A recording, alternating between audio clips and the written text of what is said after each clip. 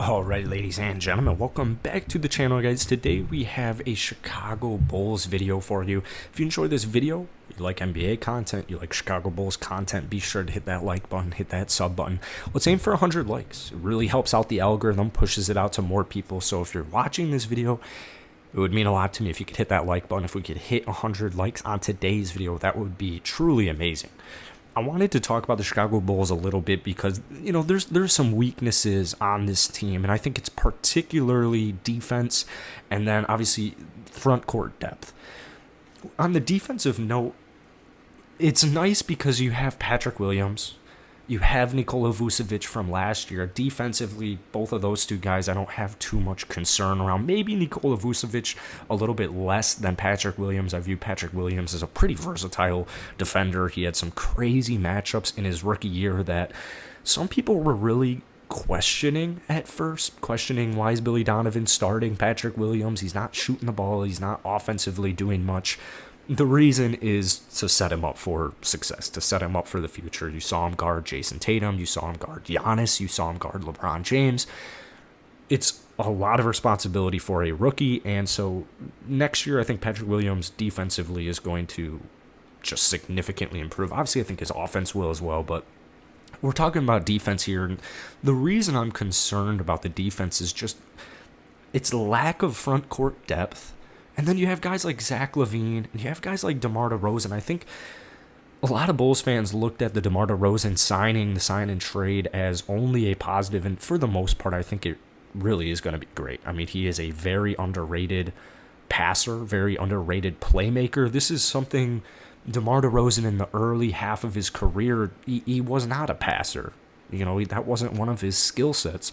Gets traded to Sacramento gets traded to San Antonio, and that's where he really had to take a large bulk of playmaking duties. And so defensively or offensively, if you are the number one option, you're the main facilitator essentially, it's a little bit harder to be a dominant two-way player. DeMar DeRozan in his career has never really been, a dominant defender. So that's why I'm glad we have guys like Patrick Williams. We have guys like Lonzo Ball. So it doesn't revolve around, if you have Zach Levine, you have DeMar DeRozan, you have guys around him who can kind of make up for it.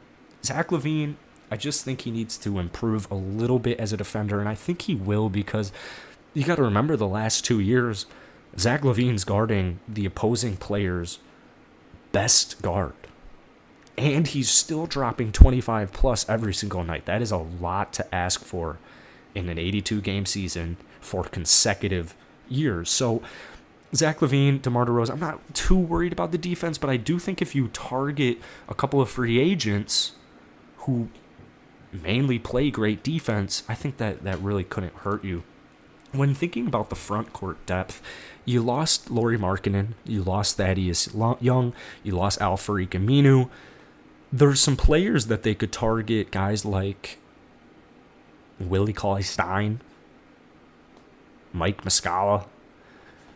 Neither of those two players are really necessarily going to tip the scale too much, but I do think they're going to help, and I do think that it's just added on depth.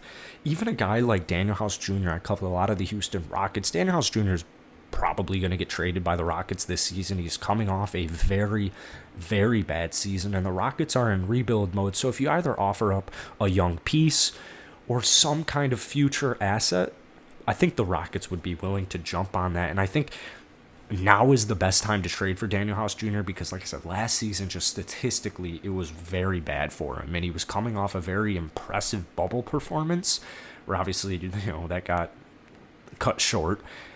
That at that time, his value was, way higher than it was after this pretty abysmal season for him. And, it was due to a lot of different things, COVID, injuries, the Rocket situation in general. But I think those three players, Willie Cauley-Stein, Daniel House Jr., and Mike Muscala, I'm sure they're on the Bulls' radar. I don't think the Bulls will make any moves until any big moves until at least a month or two into the season to just kind of get a good idea of, all right, what's working, what isn't working. And for the most part, to me, the Chicago Bulls are easily going to make the playoffs, even if there were some significant injuries, knock on wood.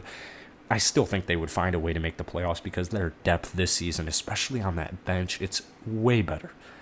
Derek House Jr., you have Derek Jones Jr., Alex Caruso, even Tony Bradley. I like all the small minor moves that the Chicago Bulls made in the offseason. So I don't think they have any glaring weaknesses outside of, there's a couple of defensive worries, and then there is some front court depth issues. But to me, the Chicago Bulls, I think they're just going to fully embrace it. I think they're going to run a lot more small ball lineups than they have in recent years. And to me, that's the way they're going to win, is if they just truly embrace that small ball type of game style.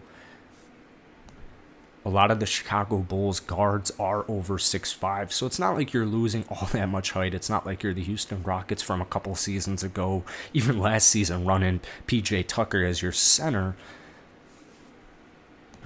One last comment. Losing Daniel Tice was tough for a lot of Bulls fans. And he's really that guy who is just a grinder. He's gritty. He'll take the beating.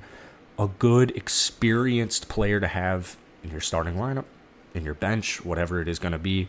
They do have a $5 million trade exception from his sign and trade. So I do anticipate the Bulls to utilize that. And like I said, I think they'll go after, Willie Cauley-Stein, Daniel House, some type of player like that. But I don't think it'll happen that soon until they're fully realize, okay, we actually need some front court depth, and then they'll make it happen. But for the most part, the Chicago Bulls, to me, they're looking good. They're looking good. They have a couple of kinks they need to fix or at least tweak if it's not working. To me, I think they'll get the 4th seed in the East pretty easily. Obviously, barring any injuries, but top 4 seed in the East, I think it's fully doable. They are a very, very deep team, and I really love the moves they made in the offseason. So that's it for today. Let me know your thoughts on some Chicago Bulls weaknesses. Do you think they should go make some more front court moves? Think they should make some defensive moves, or should they just kind of wait and see, solve those issues, address those issues if they actually are issues? So that's it for today. Hit the like button, hit the sub button. Peace.